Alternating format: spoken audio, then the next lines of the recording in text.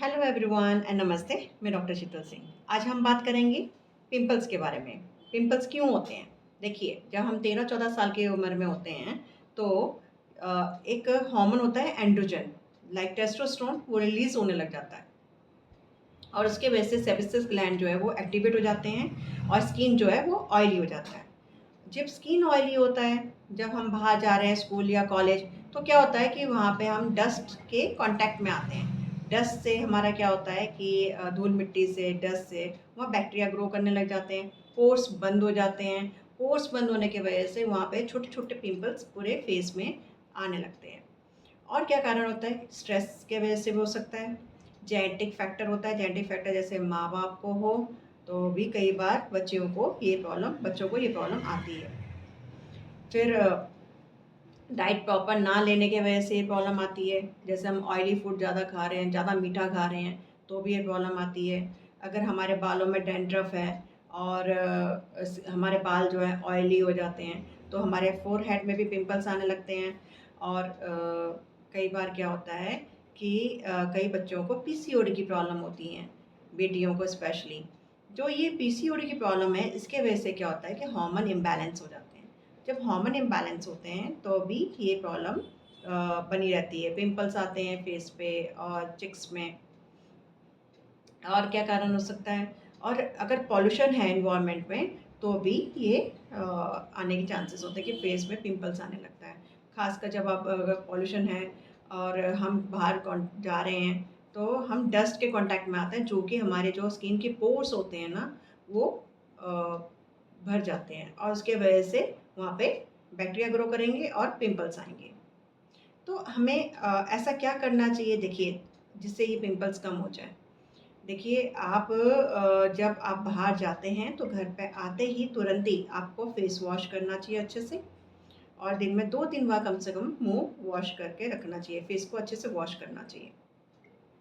और हम इसमें होम्योपैथी मेडिसिन क्या दे सकते हैं? देखिए, पहले तो हमें सिम्पटम के हिसाब से हम होम्योपैथी मेडिसिन देते हैं। अगर फोरहेड में, मतलब माथे पे अगर पिंपल्स हो रहा है तो मोस्टली वो डैंड्रफ की वजह से होता है। वहाँ पे हमने क्या करना होता है, हम कम से कम हफ्ते में 2-3 बार वॉश करना होता है हेयर को। और हमें इसमें होम्योपैथी मेडिसिन ग्रेफाइट 200 या सीपिया 200 हम पेशेंट को देते हैं। दिन में 2 बार 5-5 या 10-10 बूंदें दिन में 2 बार हम ग्रेफाइट या सीपिया देते हैं। अगर आपके नोज़ के ऊपर नोज़ के ऊपर ब्लैक हेड या वाइट हेड है तो हमने उसको सल्फर 200 मॉर्निंग इवनिंग 5-5 ड्रॉप्स देने होते हैं। अगर आपके पिंपल्स जो हैं उसमें पस फॉर्म हो रहा है, पस आ रहा है, तो हम उसमें हीपासल्फ 200 दिन में 2 बार देना होता है। और अगर एक्ने में जो बहुत ज़्यादा रेडनेस है, पिंपल्स जो आपके बहुत ज़्यादा रेड है और स्किन सारी रफ हो गई है, उसमें हम रेडियम ब्रोमाइड दिया जाता है। वो भी दिन में 2 बार 5-5 बूंदें लेना होता है। अगर जो पिंपल्स है उसका जो मुँह नहीं बन रहा, उसमें पस नहीं बन रहा, तो उसमें ऐसी कंडीशन में हम काली ब्रोम देते हैं। वो भी हम सुबह-शाम 5-5 बूंदें दिया जाता है।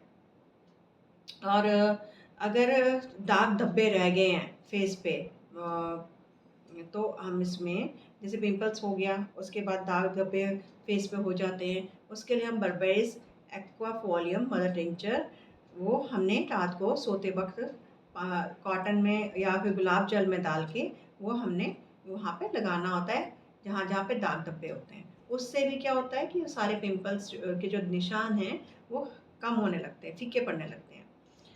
और अगर बहुत ज़्यादा पिंपल्स होता है, इसको हम कहते हैं एक्ने वल्गैरिस। वो जो बहुत फेस रेड हो जाता है और बहुत मोटे-मोटे पिंपल्स होते हैं, उसमें हम रेडियम ब्रोमाइड देते हैं। तो अगर किसी तरह से भी आपको अगर ये सब प्रॉब्लम है तो आप मुझे कमेंट करके पूछ सकते हैं। मैं इसके बारे में ज़रूर रिप्लाई करूँगी। और कोई भी मेडिसिन लेने से पहले किसी होम्योपैथ से पूछ के फिर आप लीजिएगा। और इस वीडियो को अगर आपको अच्छा लगे तो शेयर ज़रूर कीजिएगा ताकि ये जानकारी किसी और के पास भी जा सके। और लाइक बटन ज़रूर दबाइए और सब्सक्राइब ज़रूर कीजिए। Thank you.